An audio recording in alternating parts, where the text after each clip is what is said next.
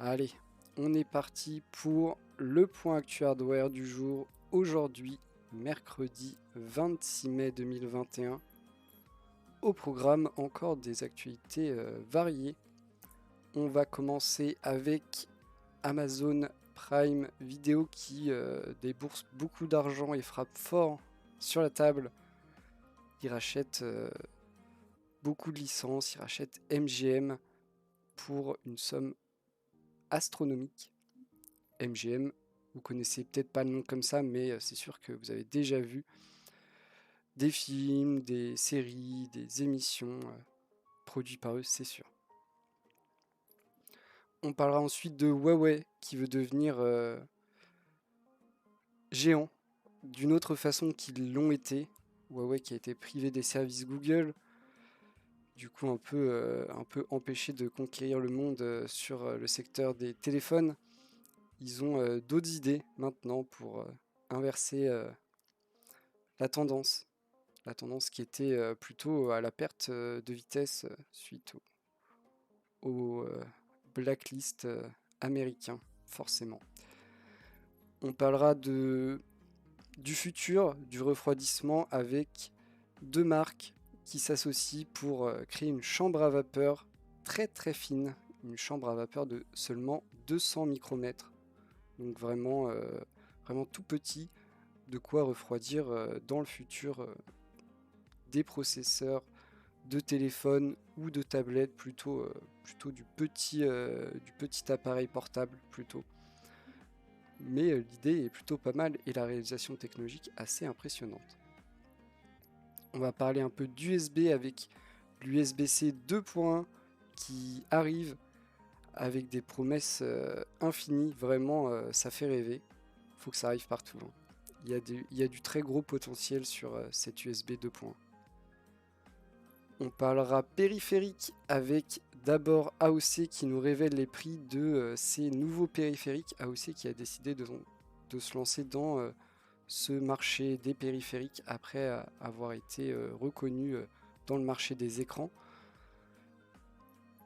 Il y a des produits intéressants, d'autres pas moins intéressants, mais avec des positionnements un peu étranges. On en parlera ensemble et on verra un peu ce qui a du potentiel et ce qui en a un peu moins. On verra. Après, on parlera de SteelSeries qui nous annonce une nouvelle gamme. Une nouvelle gamme avec trois références de souris. De séries. SteelSeries, série. Des souris. Trois versions à des prix différents avec des caractéristiques un peu différentes, mais on est quand même sur du haut de gamme orienté gaming compétitif plus qu'autre chose. On parlera rapidement de refroidissement avec Galax. Galax, une marque qui fait notamment des cartes graphiques qui se lancent dans le kit de water cooling all-in-one, donc prêt à installer des trucs destinés à tout le monde, avec un modèle assez simple en termes de design, mais des prix qui ont l'air plutôt agressifs. Et ça nous intéresse beaucoup. On finira comme d'habitude avec des cartes graphiques, des petites news cartes graphiques qui font jamais plaisir en ce moment, mais au moins on se tient au courant.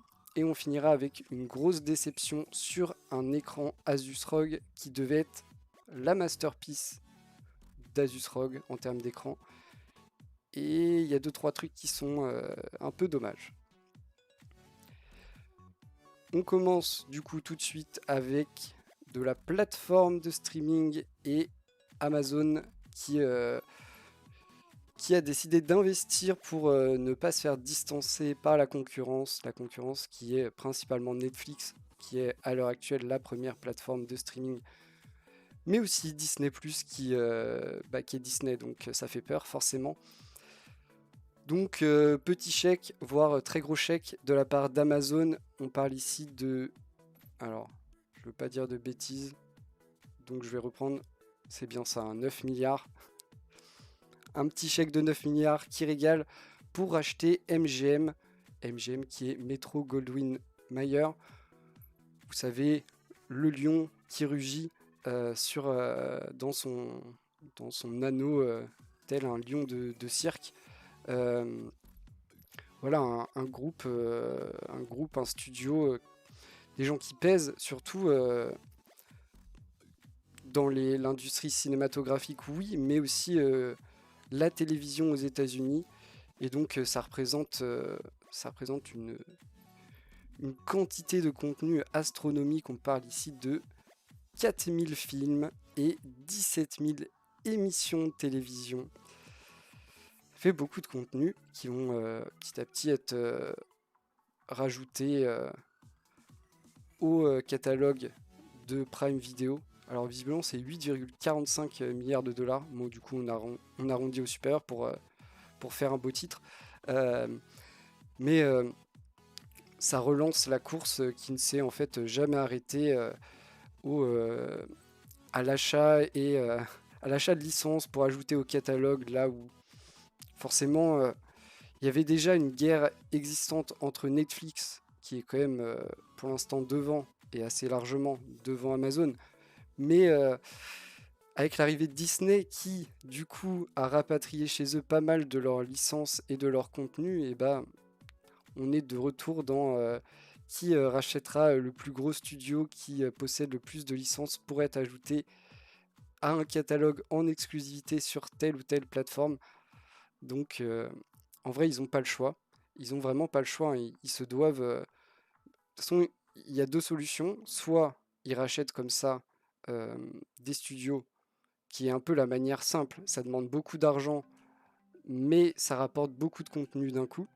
Soit il faut produire du contenu, ce qui est aussi quelque chose qui est souhaitable, mais qui prend plus de temps et forcément on peut pas produire 4000 films d'un coup.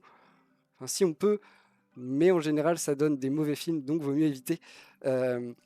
Ici on se repose sur quand même un catalogue qui est existant, étoffé et qui a déjà été validé et qui est connu et reconnu par une partie des gens qui aiment la télé et le cinéma. Donc c'est effectivement un gros coup pour Amazon sur les plateformes de vidéo. Est-ce que ça va leur permettre de passer devant Netflix? Ça paraît compliqué, hein. Netflix a quand même une force incroyable, hein. Ils sont maintenant connus par tout le monde, ce qui est assez fou. Alors qu'on parle ici d'un service qui, honnêtement, les plateformes de streaming ne sont pas si... c'est pas quelque chose de vieux, c'est pas quelque chose qui est historique. Donc il y a encore du public à convertir forcément. On verra peut-être que ce genre de catalogue un peu qui contient aussi du contenu qui peut être un peu plus ancien peut intéresser pourquoi pas un autre public qui n'est pas forcément encore converti à ce genre de service. Mais bon, ceux qui ne le sont pas, ils vont devoir l'être, hein. Clairement, les services de plateformes de streaming sont devenus monnaie courante dans notre vie du quotidien. Salut Crowfish. On continue avec Huawei. Huawei qui parle beaucoup, honnêtement. Ça parle beaucoup en ce moment, Huawei, alors autour de plein de trucs, mais forcément ils essayent de trouver un second souffle depuis qu'ils ont été privés des services Google. Yobanxi, du coup, ils ont dans un premier temps essayé de maintenir un OS Android sans les services Google. Ils ont maintenant sorti leur propre OS. J'imagine qu'il y a une base d'Android, mais bon, ils ont le droit, qui s'appelle HarmonyOS. Et aujourd'hui, ils s'annoncent comme potentiellement les futurs géants du logiciel. Alors, du logiciel de quoi? Ça, on nous le dit pas trop. J'imagine qu'entre autres, ils parlent de leur OS de téléphone, donc HarmonyOS. Mais encore une fois, ils sont privés des services Google. Donc, ça semble compliqué d'un point de vue mondial d'avoir une adoption massive des téléphones Huawei sans avoir accès aux services Google de manière simple, Parce qu'il y a toujours des moyens, on est sur Android ou des versions. J'avoue, je sais pas exactement de comment est fait HarmonyOS, mais il y a moyen qu'il y ait une structure de base reprise d'Android pour derrière faire un peu ce qu'ils veulent, hein. On connaît. Du coup, je doute, je doute fortement que le monde soit prêt à se passer des services Google, même si on adore taper dessus, et bah on a du mal à s'en passer, déjà. Du coup, dans un premier temps, ils ont l'air de vouloir faire un peu de lobbying pour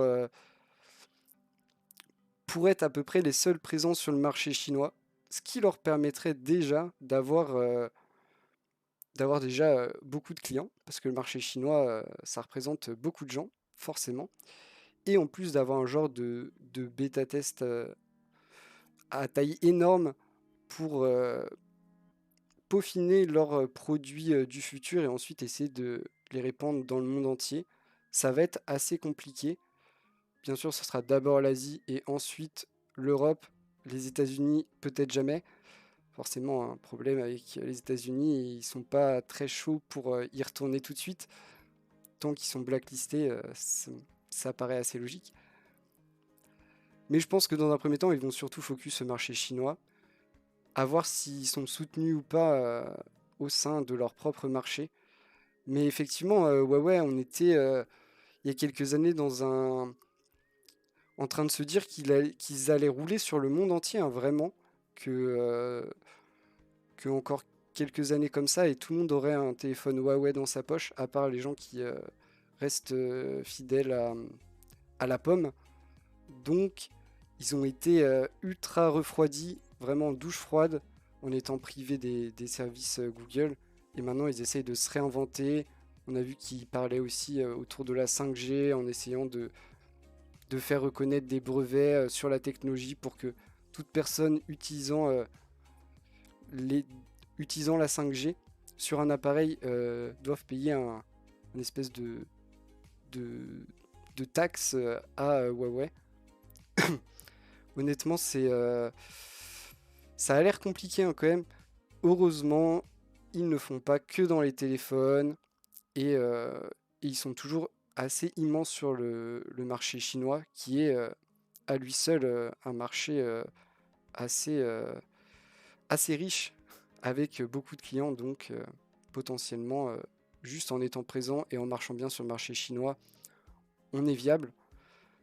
Mais j'imagine qu'ils sont un peu déçus, ils étaient prêts à conquérir le monde et ils ont été refroidis, donc ils cherchent en tout cas depuis tous les moyens possibles pour se redevenir présent partout et être une référence. Ça a pas l'air facile, hein, franchement. Sur ce coup-là, les États-Unis ont quand même beaucoup de pouvoir, surtout quand on parle de téléphone qui anciennement marchait sous Android. On continue avec de l'innovation et pour le coup, quelque chose qu'on ne verra pas débarquer tout de suite, malheureusement, mais dans le futur, il y a des grandes chances. On va parler ici d'une chambre à vapeur qui est pour le coup très très fine, son épaisseur 200 micromètres. Alors, comment se rendre compte de combien ça fait 200 micromètres? Juste, c'est tout petit. Voilà, on va, on va dire ça comme ça. Le principe d'une chambre à vapeur, c'est d'homogénéiser la dissipation de la chaleur, donc de prendre d'un point très précis et le répartir sur une grande surface. En gros, c'est ça.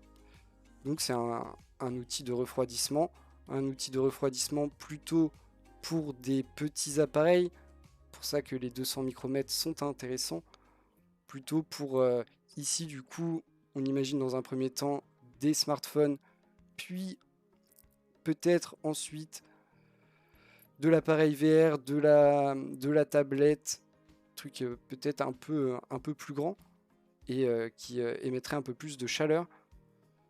Mais pour l'instant, on n'en est pas là. On vient déjà de réussir à faire ça. Ce qui devait être sacrément compliqué d'avoir quelque chose quand même d'aussi fin et tout de même un minimum robuste et performant. On est loin d'avoir ça dans le téléphone de demain, hein, on va pas se mentir. Mais c'est intéressant de trouver des nouvelles solutions qui sont un peu innovantes, même si c'est pas la première fois qu'on utilise une chambre à vapeur pour refroidir quelque chose, surtout dans l'électronique. Mais ici, c'est sous un format quand même tout petit, là où d'habitude, les chambres à vapeur sont utilisées plus dans un milieu industriel, format énorme. Donc vraiment un autre domaine ici, on est quand même sur quelque chose de grand public. C'est quelque chose qui devrait arriver en produit vendu comme ça par Cooler Master. On nous dit pas quand, on nous dit pas si derrière des gens vont vraiment avoir l'envie de l'utiliser dans leur téléphone, ni non plus exactement les performances de cette solution de refroidissement. Mais il y a de l'idée. Il y a de l'idée, et encore une fois, c'est cet aspect ultra compact qui est intéressant et qui peut faire une différence. Parce que la chambre à vapeur, c'est pas non plus tout nouveau, quoi.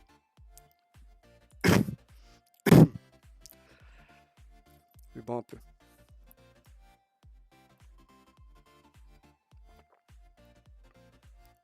On continue avec de l'USB, et ça, c'est tout nouveau. L'USB-C 2 points. Des promesses infinies, comme vous voyez ici. Nouveauté 8K. Alors, je sais pas pourquoi c'est marqué 8K par contre, mais ok, s'ils veulent. Donc, quel est l'intérêt de ce nouvel USB? D'avoir toujours plus de possibilités grâce à cette toute petite connectique. Et là, honnêtement, on arrive à un point où, en vrai, cette USB-C 2 points peut tout faire. Mais vraiment, là, on est vraiment au point où ça peut tout faire. Bien sûr, dans le titre, on annonce, par exemple, les 240 watts. Là où aujourd'hui, on est limité à 100 watts, je crois, sur les dernières connectiques d'USB-C.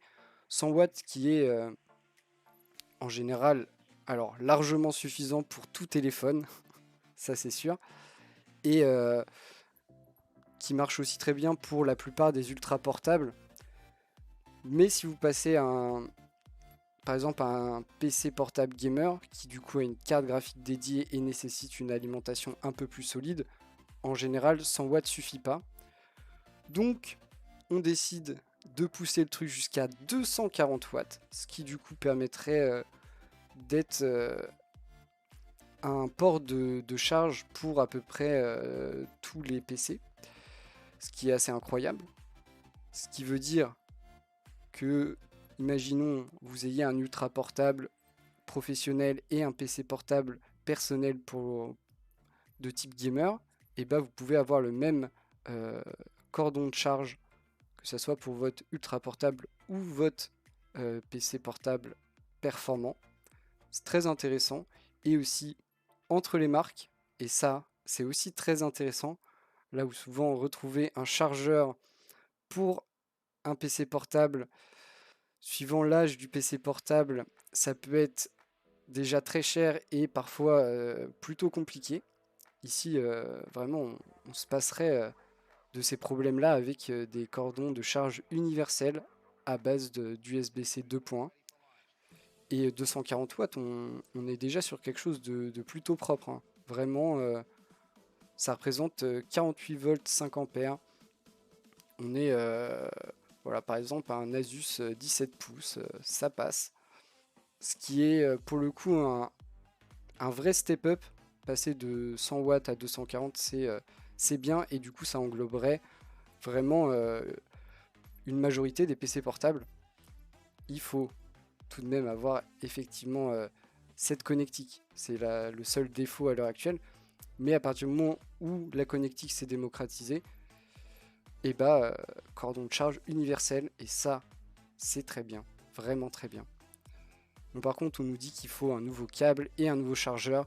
Effectivement, parce qu'entre faire passer 100 watts et quasiment 250 dans un cap, ce n'est pas la même chose, donc il vaut mieux. Sinon, sinon vous pouvez faire fondre des trucs, évitez. On nous annonce aussi, encore une fois, intérêt de l'USB-C, les autres fonctionnalités supplémentaires, même si à l'heure actuelle vous pouvez déjà tout faire. Vous pouvez avoir de l'internet, vous pouvez brancher un écran. En vrai, je sais pas trop ce que vous pouvez pas faire. Mais là, on va encore plus loin en gros en augmentant la bande passante, ce qui permet notamment d'avoir du DisplayPort 2.0 qui permet effectivement de la 8K sur 3 écrans simultanés avec une fréquence de 120 Hz ou un écran 16K à 60 Hz si vous préférez, si vous avez un écran 16K, on ne sait jamais. Donc ce qui est bien sûr bien plus que nécessaire et bien plus que ce que les gens ont, qui a un écran 16K à l'heure actuelle. Pas grand monde qui a 3 écrans 8K, pas grand monde non plus, mais ça veut dire que la connectique est prête pour le futur. Le jour où tout le monde sera équipé d'écrans 8K et que certains se retrouveront avec 3 écrans 8K, et bah l'USB-C 2.1 sera déjà prêt. Et ça, c'est quand même pas mal. Bon, bien sûr, on n'a pas encore les cartes graphiques pour faire du 3 écrans 8K 120 Hz. Hein. Faut pas, vous allez faire fondre des trucs, encore une fois. Mais c'est l'avenir. Et bon, c'est peut-être pas le plus intéressant forcément d'avoir toujours plus d'écrans avec des résolutions toujours plus.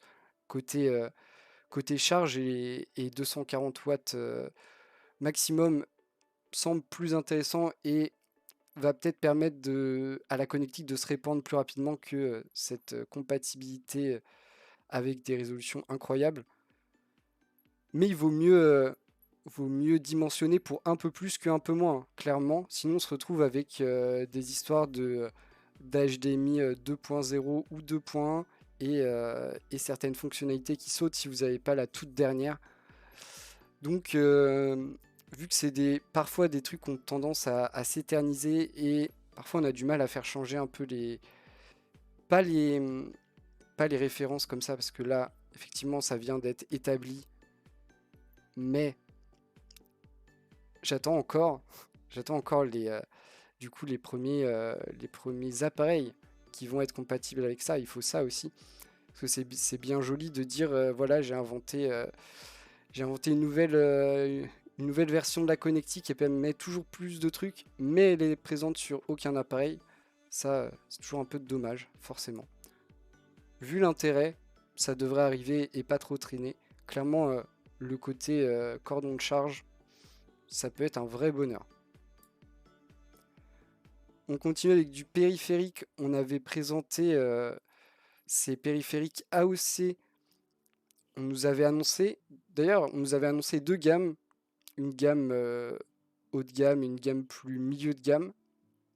Finalement, il y a aussi une gamme entrée de gamme. Donc, vraiment, on a tout, on ratisse tout. Et on a, du coup, des prix. Et ça, c'est intéressant. Donc, d'abord ici, on a les souris. Si, les souris. Attendez, je sais plus. Voilà, je suis perdu. Les claviers. Ici, les claviers. Du coup, on a ces 2 claviers-là qui étaient ceux présentés de base. Donc 75 et 80 euros. Ces 2 claviers qui sont mécaniques. Et du coup, je comprends pas trop. Alors, ils ont un petit design différent. Ici, vous avez le moins cher, donc à 75 euros. Et ici, vous avez le plus cher à 80. Mais je trouve ça très chelou de sortir 2 claviers mécaniques qui sont quasiment au même prix. Franchement, 5 euros de différence. Outre la différence visuelle, on n'a pas les mêmes interrupteurs derrière. Sur le haut de gamme, on a des Cherry MX Blue et sur le moins cher, qui n'est pas vraiment plus bas de gamme, on a des Utemu Blue. Utemu, je sais pas. Qui sont un peu moins réputés. Je comprends pas trop l'intérêt de faire de faire vraiment ces deux claviers avec si peu de différence de prix. Après, on a un clavier qui est du coup à membrane. Celui-là, moins cher forcément, vu qu'il y a membrane. Et sinon, on a les souris avec du coup 3 références. La toute première qui est vraiment de l'Access à peine gaming à 22 euros. On a ensuite un modèle à 30 qui est là de l'Access Gaming. Et une à 55 qui est plus orienté gaming compétitif, même si on a quand même un peu de mal à dire que c'est du haut de gamme. C'est bien, en vrai, en termes de souris, je trouve ça bien. Je trouve que c'est cohérent d'avoir voilà, un peu une souris passe-partout, une souris gaming sans se ruiner et une souris vraiment pour du jeu vidéo, même si on ne sera pas dans les caractéristiques les plus haut de gamme, mais on est à seulement 55 euros. Côté clavier, moi j'en aurais enlevé un, soit celui-là, soit celui-là. Parce que je comprends pas l'intérêt de faire deux claviers qui ont 5 euros de différence, qui ont effectivement un visuel différent. On en a un ici à 75 euros et un ici à 80. Mais ces tarifs si proches, à part perdre les gens, je vois pas trop l'intérêt. En vrai, ils auraient pu le mettre au même prix, faire deux designs différents avec les mêmes switches à l'intérieur, et ça m'aurait moins choqué. Mais bon, pourquoi pas. Toujours dans les périphériques, mais chez SteelSeries, on a les souris Prime. Donc Prime, Prime Plus et Prime Wireless. Incroyable. On a ce visuel, la coque sera toujours la même, que ce soit la Prime, Prime Plus ou Prime Wireless. On est toujours sur ce visuel là. Il y a quelques petits trucs qui changent et le prix qui change. Mais sinon, en termes de visuel, ce sera tout le temps celle-là. En train de m'étouffer. Point commun à tous les modèles, c'est les interrupteurs au niveau des boutons. On est sur des interrupteurs maison de chez SteelSeries qui s'appellent Prestige OM pour les fans de Marseille. Non, rien à voir. Qui ont apparemment un design prévu pour avoir un retour parfait, une réactivité accrue et une durée de vie incroyable de 100 millions de clics. C'est vrai que c'est beaucoup 100 millions de clics. Après, à voir toujours entre ce qui est annoncé et la réalité. Mais bon, s'ils annoncent comme quelque chose de révolutionnaire, on veut bien les croire. Il faudra juste essayer. Du coup, 3 versions à des prix plutôt très différents, même si visuellement, pas beaucoup de changements. Première version, du coup, Prime à 70 euros. Vous voyez, déjà, on est dans du haut de gamme. Mais ici, on est sur des souris vraiment déjà haut de gamme et accès gaming compétitif. Donc, on rigole pas et on fait payer le prix. Toujours ça hein, pour le gaming compétitif, on rigole pas et on fait payer le prix. Du coup, on est déjà dans une très bonne souris. Peut-être pas exactement tout ce qu'il faut pour le très haut niveau, mais tout ce qu'il faut pour la plupart des joueurs, avec un très bon capteur, une précision qui va bien, tout ce qu'il faut. Petit point qui est marrant, c'est le câble. Vous voyez ici le câble. Du coup, cette première version Prime est bien sûr filaire, mais vous avez un câble détachable pour garder la même coque sur toutes les versions, sachant que la dernière version est sans fil, donc il faut un câble détachable. Donc, connectique USB-C sur la souris, connectique USB classique de l'autre côté pour brancher à votre PC, mais vous pouvez débrancher la souris.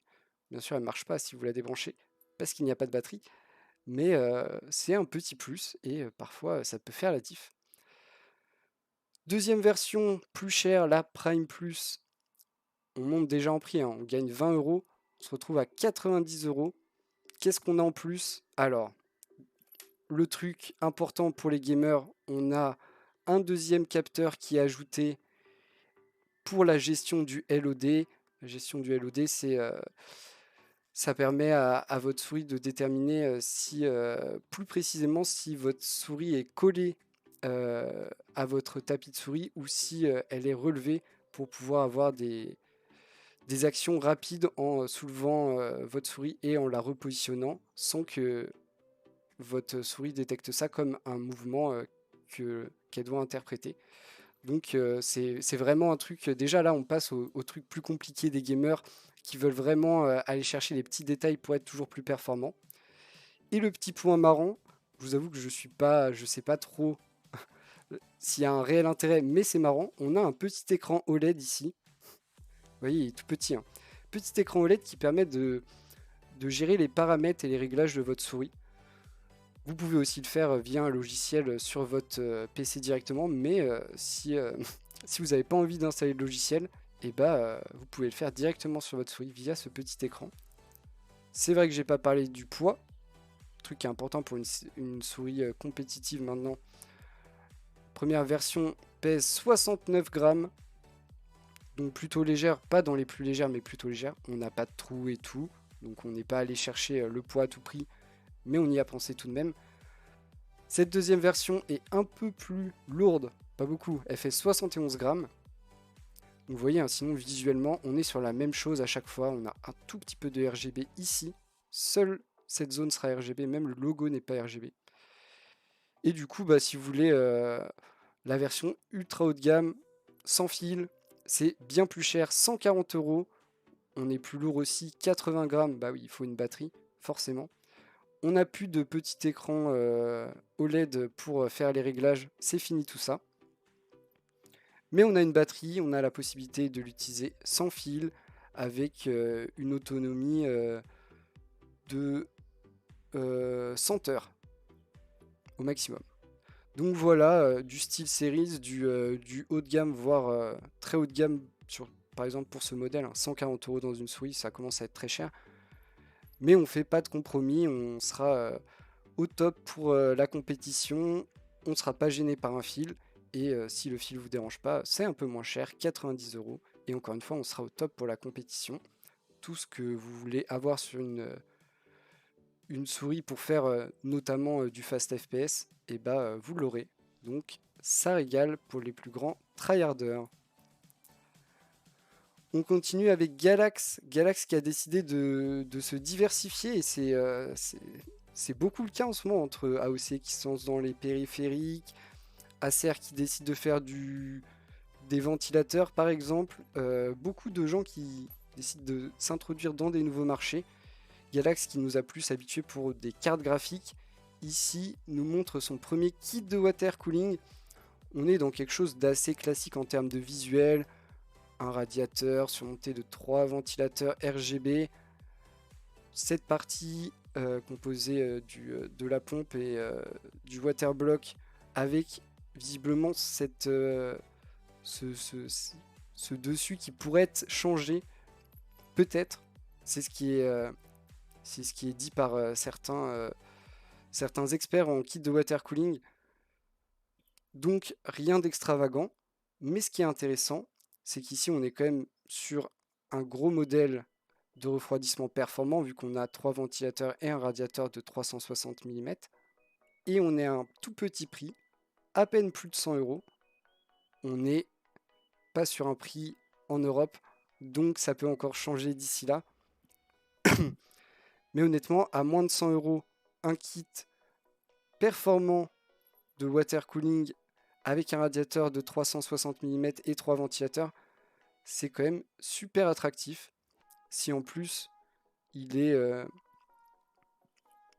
juste aussi performant qu'il doit l'être, même pas quelque chose d'extravagant, juste normal, et ce sera juste un must-have, vraiment.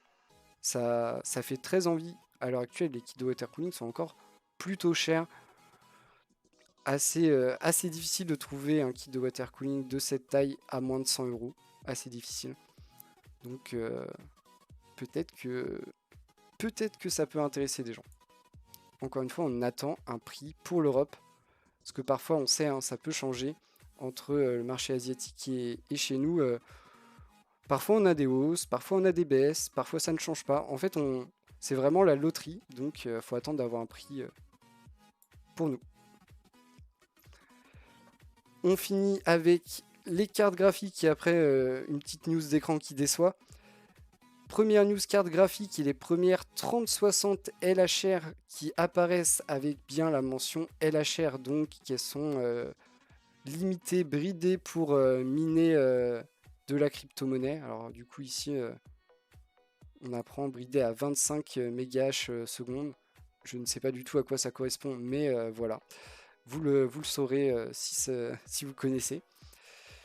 Et un prix juste astronomique de 966 $ pour une 3060 qui en plus ne peut pas être dans un premier temps utilisée pour miner de la crypto-monnaie. Enfin si elle peut, mais elle est ultra bridée. Donc j'imagine que mettre 966 $ pour avoir ce genre de puissance pour miner de la crypto-monnaie, j'imagine que c'est pas très rentable. Mais ça reste ultra cher en fait. Donc qui veut... Là je comprends bien que les LHR elles sont faites pour dissuader les mineurs d'acheter ces cartes. Mais à ce prix-là, le gamer il a pas non plus envie d'acheter cette carte. À 966 $. Personne veut acheter une 3060. À l'aide. Bon bah au moins elles arrivent. Et on espère, le seul truc que j'espère par rapport à ce LHR, c'est qu'il tiendra un petit peu dans le temps et qu'on ne sera pas du genre demain avec c'est bon, le LHR ne tient plus et a été contourné comme ça a pu l'être pour les anciens bridages mis en place. Salut Bixom. On continue avec des cartes graphiques Asus qui enregistrent 111 nouvelles cartes. Ouais, mais je suis plus d'accord pour mettre ce prix dans un XPS que dans une 3060. Bien d'accord. Du coup, 111 nouvelles cartes qui sont ajoutées au catalogue, pas disponibles, hein, ne rêvez pas, elles sont juste ajoutées, elles pourront être commercialisées ensuite. Et dans ces 111 nouvelles cartes, on a bien sûr les 3070 Ti, les 3080 Ti, mais aussi les nouvelles cartes du coup qui sont taguées LHR. Dans un premier temps, on ne savait pas si ça allait être mentionné sur les cartes et les boîtes, mais Nvidia nous a rassuré et nous a dit ça va être marqué. Encore une fois, je suis partagé entre être heureux et être malheureux. Parce que quand c'est pas marqué, ça peut laisser planer le doute sur est-ce qu'elle est bridée ou pas, et du coup, peut-être dans un premier temps détourner les mineurs dans le doute de toutes les cartes, même si en vrai je me dis que les mineurs dans le doute ils achètent tout et ils revendent ensuite. Donc peut-être pas. Euh, Encore une fois, ça dépendra de si ça tient ou pas, ce fameux LHR. Ah oui, en plus il y a une 30... What? Un XPS avec une 3060 Ti pour moins de 1000 euros. C'est possible ça? Incroyable, très bon prix. Et du coup, les dernières références, c'est les CMP, donc ces cartes qui sont dédiées au mining. Je vous en prie, Nvidia et tous les fabricants de cartes custom, sortez en masse ces CMP, notamment celles qui sont basées sur des architectures précédentes que les dernières, euh, histoire qu'un jour, on ait vraiment un choix dans les magasins au niveau des cartes graphiques et des prix qui sont pas indécents. Je vous en prie. C'est vraiment à la base quand même Nvidia nous a dit oui on fait ces cartes pour soulager le marché du gaming, mais on a l'impression qu'elles sortent pas ces cartes. Donc si c'est soulagé le jour où les mineurs ils se seront déjà détournés, c'est pas utile. Donc faut y aller là. C'est maintenant qu'il faut les sortir. Ah oui effectivement t'as eu de la chance. Très bonne effectivement. Ouais mais c'est toujours le cas, hein. En ce moment c'est toujours le cas. Toujours le cas, c'est les cartes graphiques qui coûtent cher, hein. Le reste, tellement accessible le reste. Du coup, voici le petit récap de toutes ces cartes que de toute façon vous ne pourrez pas acheter ou alors à un prix indécent dans un premier temps. Mais je vous en prie, sortez celle-là. Enfin, au moins celle-là. Peut-être celle-là aussi. Celle-là, je sais pas sur quelle architecture elles sont basées, donc peut-être moins celle-là. Mais les autres, allez-y. Faites plaisir aux mineurs et faites plaisir aux gamers. Il y a moyen.